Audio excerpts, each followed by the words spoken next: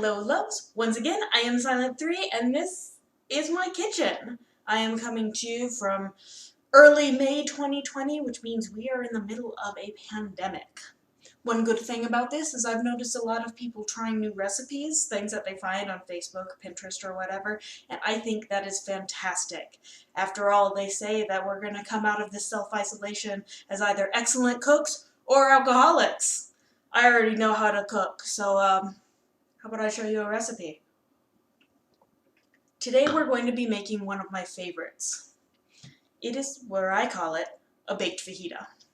It's very easy, it's delicious, everything you look for in a recipe, right? So, here's what you'll need. I like using colorful food, so I use one of every color. We need 3 bell peppers. Red, orange, and yellow. It's perfect. It's beautiful. That's how I like to do it. We're also going to need 1 medium onion. Normally I use 1 medium onion, but I found an absolutely massive onion, and this is half of it. Yeah. And we're also going to need, of course, some chicken. I've already cut everything up, as you can see. This is in like nice bite-sized pieces, which makes it easier to eat and faster to cook.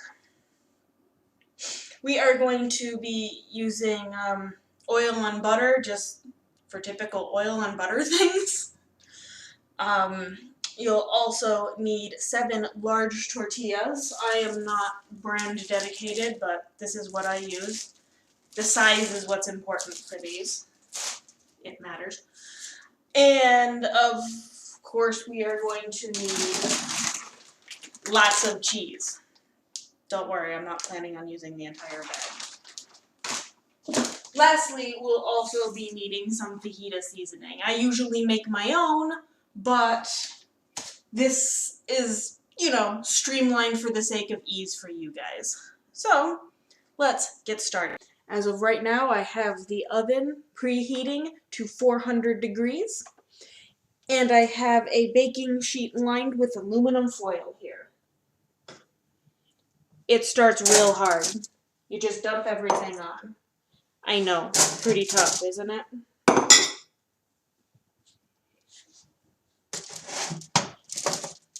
Okay, apparently it is tough. Alright, so there we have our peppers. We have our onions. Gosh, that's a lot of them. Scooch everything a little bit. And throw in our chicken. Nice and taking the form of the bowl. Delicious.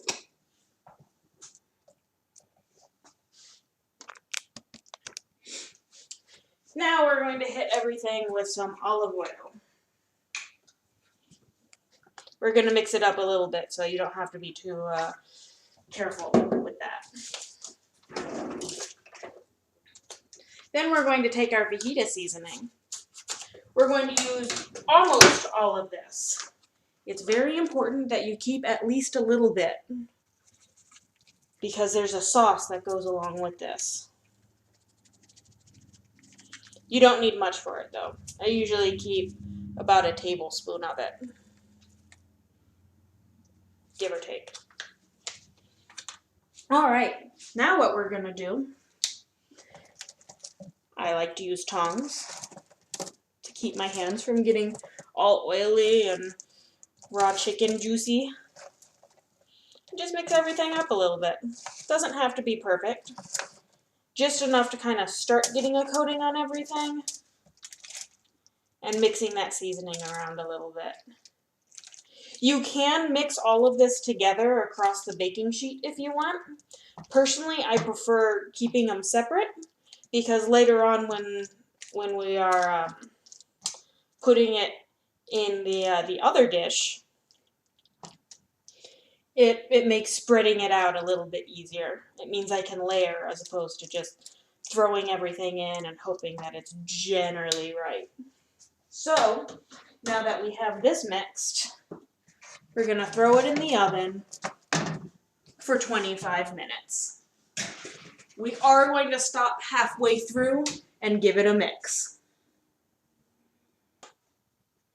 Alright, so it has been in for about 12 minutes. I'm gonna take it out. Usually I do this just standing over the open oven, but that's gonna be a hard spot to get. So I'm gonna bring it back out for you guys.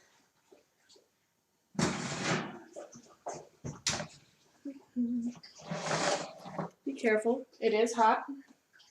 And I'm just gonna give everything another mix. Just to stir things up and make sure they get all done. Oh, those are some massive onion pieces. That's exciting. Mostly we're stirring it for the chicken, which kind of becomes a solid mass as it bakes. So I like to break it up a little. Mix it up. This gives us a chance to mix in the seasoning a little more and to make sure that everything is nice and thoroughly baked, especially with chicken. I'm spilling this everywhere.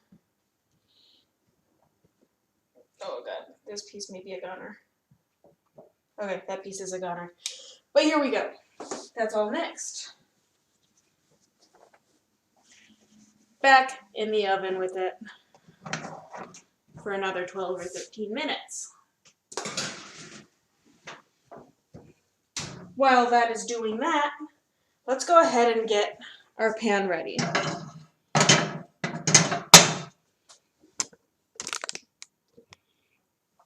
This is, I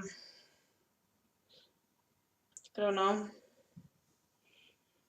pan size, 9 by 13. Says it right on there. I don't know why I didn't start checking there. And this is what we're going to do, what we're going to use to bake the final fajita. So to prepare it, I like to throw on a slab of butter. I actually use Smart Balance. It's, I actually like the taste of it more than regular butter. That's just my opinion. Use whatever you like. Regular butter. I can't believe it's not butter. Whatever you want. And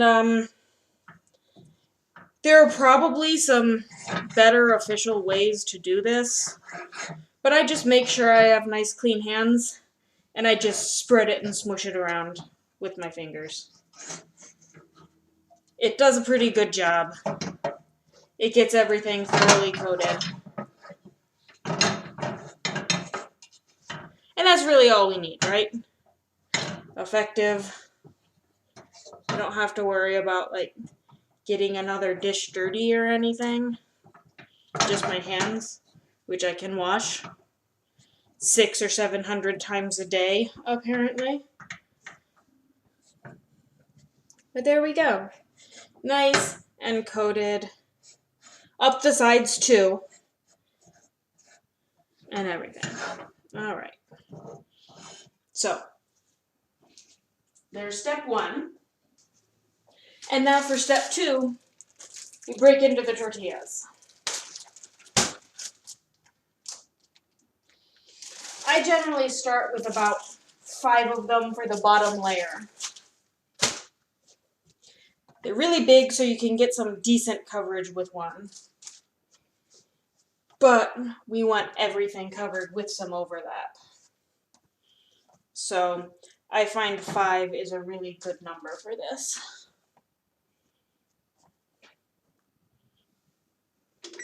Be sure to start your timer again.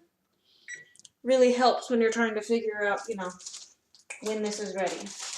If you forget to start your timer again, aim high. I go through a lot of cheese. This is like a 5-pound bag. When you're using shredded cheese, remember to always give the dogs a handful,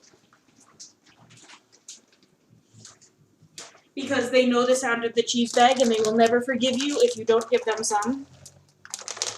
And then just dump a whole bunch in. Clearly, the exact measurements are very important for this recipe.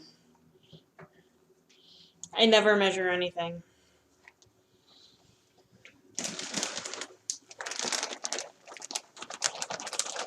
you can always add more. And if you accidentally add too much, you can find a purpose for it, I'm sure. Okay, so we're not 100% finished and ready, obviously, but this is where we're going to stop this portion before we have everything ready to put together. Alright, so that has come out of the oven. So next thing we're going to do is bring the temperature down to 350 and get that going. And then we're going to load up this prepared shell that we've made.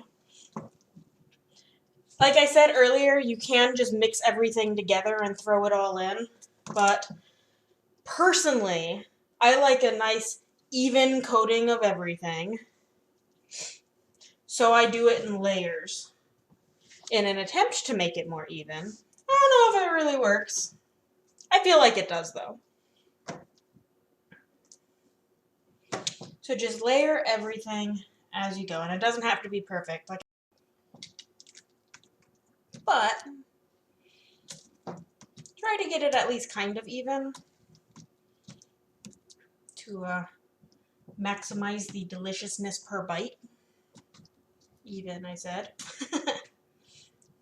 Now remember, this pan is quite hot, so if you need another pot holder to hold on to it while you're doing this, or something like that, be sure to take those precautions. You definitely don't want to burn yourself. And if you burn yourself while making one of my recipes, I might feel kind of bad. So don't do it, okay? Once we finish this, we're going to put another layer of cheese on. And then we're going to throw on another tortilla.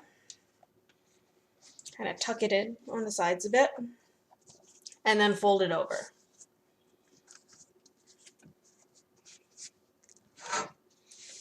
Once you get everything folded over, there are a couple ways, like I said, that you can top it off. One thing that I've done in the past, I've put a piece of parchment paper over it, and then another pan on top to kind of hold it all together. That's a very effective way to go. But another method that you can use, if you want this top to be nice and crispy, just stick some toothpicks in it. And if you do it at an angle against where you stick it, then it might make a difference and hold things a little bit better. Maybe. I don't know. I haven't tried it. If I'm being perfectly honest, I've only made it with toothpicks once before. But I did like how it turned out, so that's what I'm doing today. This one has not been in the oven, so you can pick that up barehanded. And then we throw that in for another 25 minutes. Alright, I mentioned a sauce.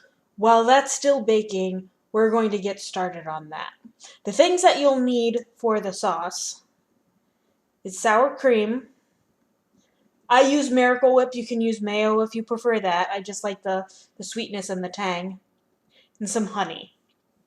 If you'd like, you are able to put a splash of lemon juice in here to thin it out just a little bit, or cut into the sweetness.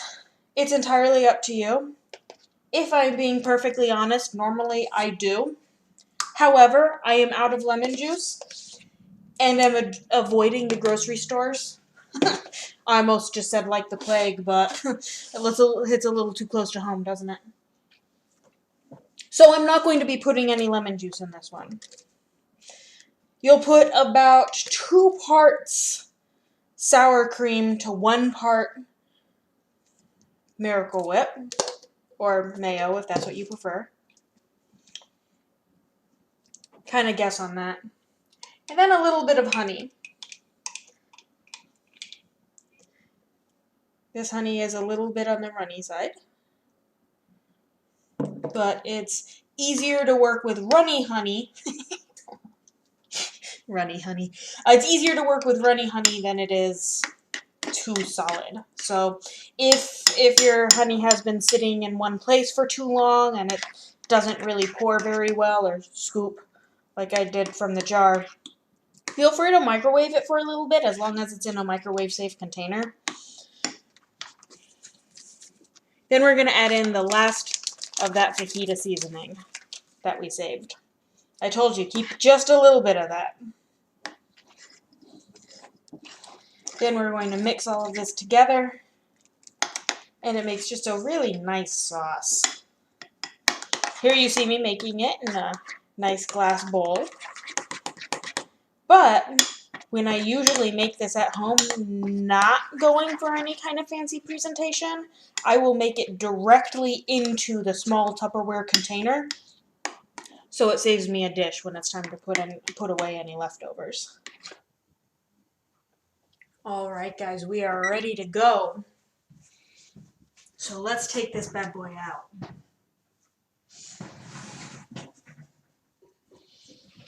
Of course it will be hot, blah blah blah blah blah.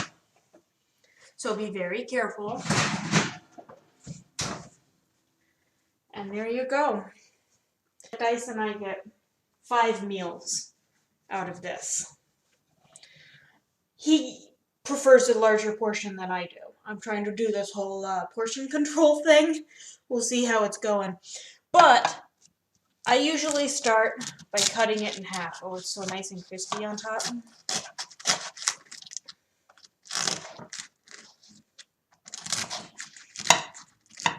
Okay. And then once I cut it in half, I pick one side and I cut that in half.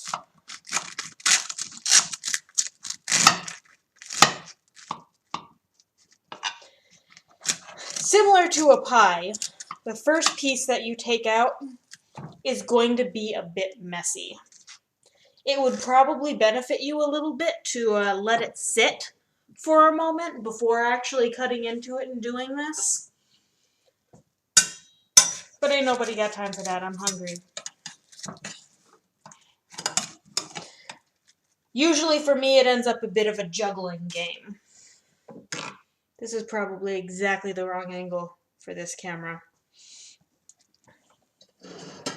So I bring a plate close, and then I start lifting it, and I cut again as I go.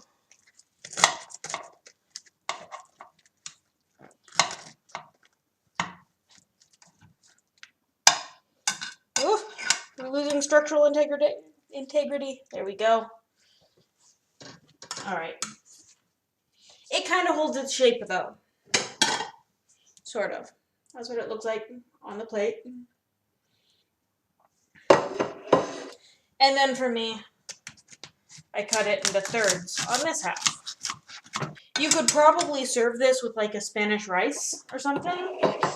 Maybe some refried beans or something if you're into that kind of thing. I'm not. I don't like beans. So usually when I make this, this is all we're having for dinner. And that's fine. That's fine. So, here we go. And then we add on a dollop of our sauce. I like the sauce a lot, so I tend to go a little heavy-handed on it for myself.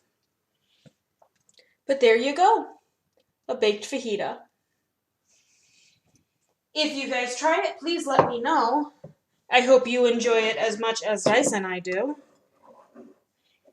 Thank you for watching, and I'll see you next time. Goodbye, loves.